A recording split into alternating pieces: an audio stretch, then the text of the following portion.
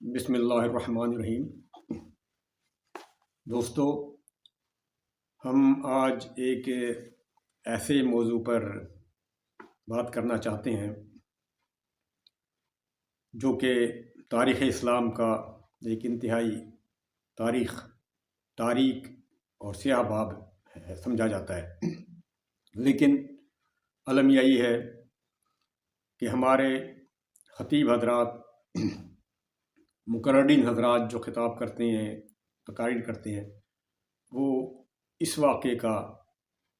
کبھی ذکر نہیں کرتے۔ کم از کم میں نے کبھی کسی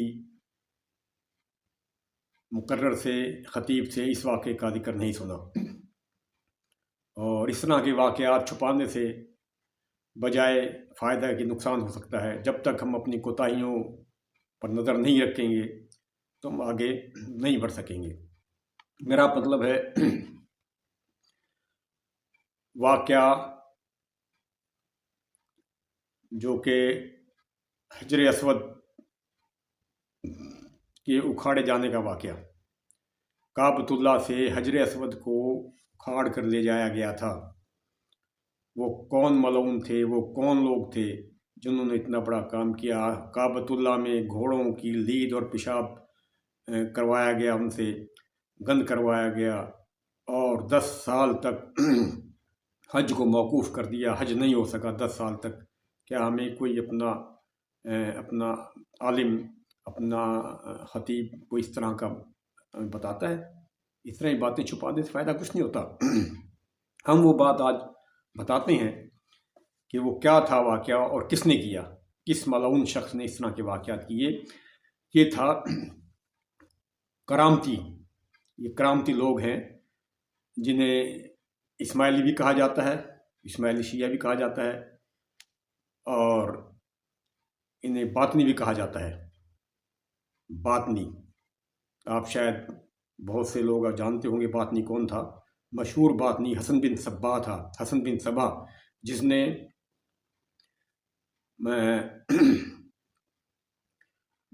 اپنے علاقے میں جنت بنائی تھی، مصنوعی جنت بنائی تھی، اور سب سے پہلے دنیا میں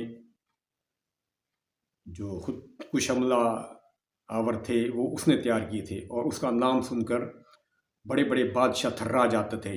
خوف سے ڈر جاتے تھے، اور اسے شیخ الجبال کہا جاتا تھا، اور وہ باطنی تھا،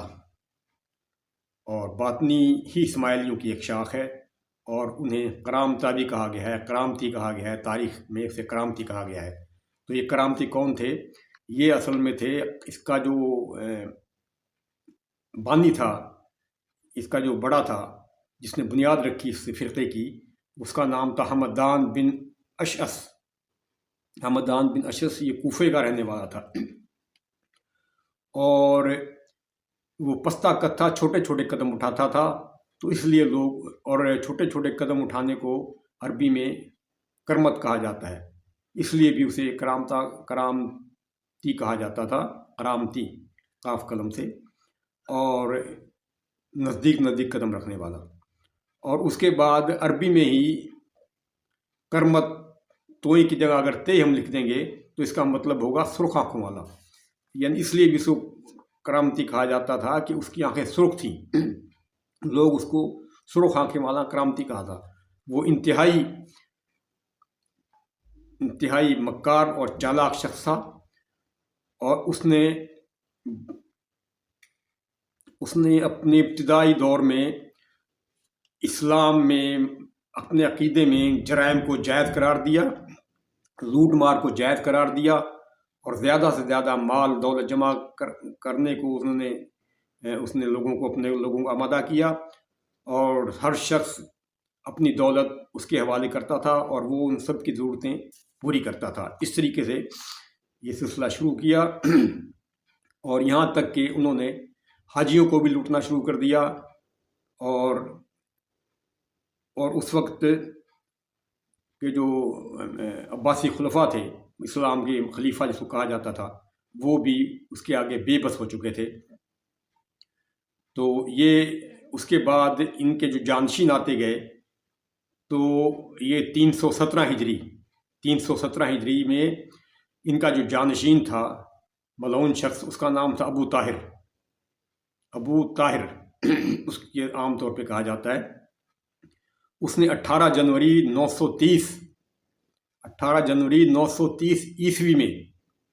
930 عیسوی اور 317 ہجری میں مکہ پہ حملہ کیا اور مکہ کو فتح کیا، اور عین حج کے دوران کعبۃ اللہ پہ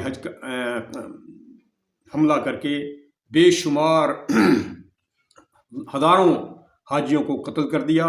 ان کا سارا مال و اسباب لوٹ لیا، اور اتنا ہی نہیں بلکہ اس نے بیت اللہ کا دروازہ اور محراب اور حجر اسود کو بھی وہاں سے اکھاڑ لیا، اور اس کے بعد اسے اپنے شہر حجر اسود کو اور اس دروازے وغیرہ کو اپنے شہر میں لے گیا۔ اس شہر کو اس وقت حجر کہا جاتا تھا، وہاں لے گیا تاکہ لوگ وہاں پر حج کرنے آئیں، لیکن ایسا نہیں ہوا، اور حرم شریف میں اس قدر قتل و غارتگری کی کہ آب زمزم کے کنویں کو لاشوں سے بھر دیا گیا۔ وہ مار مار کے لوگوں کو، آب زمزم کا جو کنواں تھا اس وقت کھلا ہوا ہوتا تھا، تو اس میں لاشیں پھینک دیں اور وہ لاشوں سے اٹ گیا تھا، لاشوں سے بھر گیا تھا، اور انہوں کے گھوڑوں نے وہاں پہ کعبۃ اللہ میں لید اور پیشاب کر کے حد درجہ تعفن پھیلا دیا تھا، اور انتہائی جو مکہ کے لوگ تھے اس پہ حد درجہ مصائب اس پہ ڈالے گئے، مصیبتیں ان پہ ڈھائی گئیں۔ اس کے بعد مسلم حکمرانوں نے، عباسیوں نے اور فاطمی سلطنت کے کچھ حکمرانوں نے ان کو لعن طعن کیا، اور اس کے بعد 22 سالوں کے بعد یعنی 339 ہجری میں ابو طاہر نے یہ کہہ کر حجر اسود واپس کر دیا کہ ہم اسے غیبی حکم سے لے گئے تھے اور اب غیبی حکم سے ہی واپس کر رہے ہیں۔ یہ تھا ابو طاہر ملعون۔ اس دوران کرامتی مکہ پر قابض رہے تھے، اور بعد میں ابو طاہر چیچک کے اذیت ناک مرض میں مبتلا ہو کر جہنم واصل ہو گیا تھا۔ حجر اسود پر جو ٹوٹ پھوٹ کے نشانات نظر آتے ہیں وہ اس کے اکھاڑے جانے سے ہو گئے تھے۔ عام طور پر یہی کہا جاتا ہے کہ اس کے اکھاڑے جانے سے ہو گئے تھے، کئی بار اس کو اکھاڑا گیا لیکن دشمنوں نے یہ پہلی ایک ہی دفعہ اکھاڑا تھا۔ بعد ازاں ان میں جو کرامتی تھے ان میں حکومت کی لالچ پیدا ہوئی، اور آپس میں جو حکومت کے دعوے دار تھے ان میں ٹوٹ پھوٹ کا شکار ہو گیا، انہوں نے حکومت کے بہت سے دعوے دار بن گئے، اختلافات پیدا ہو گئے، اور اختلافات کی وجہ سے ان کا زور ٹوٹ گیا اور ان کی طاقت ختم ہو گئی۔ تو 398 ہجری میں ایک شخص تھا اصغر بن ابو الحسن سالبی، اس نے ان پر غلبہ حاصل کر کے ان کی ریاست کا خاتمہ کر دیا، اور کعبۃ اللہ یعنی مکہ مکرمہ میں بدامنی کے باعث 10 سال تک حج نہیں ہو سکا تھا۔ ان واقعات کی وجہ سے، بدامنی کی وجہ سے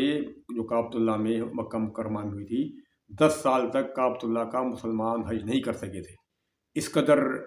یعنی اندھوناک اور ناقابل بیان واقعہ ہے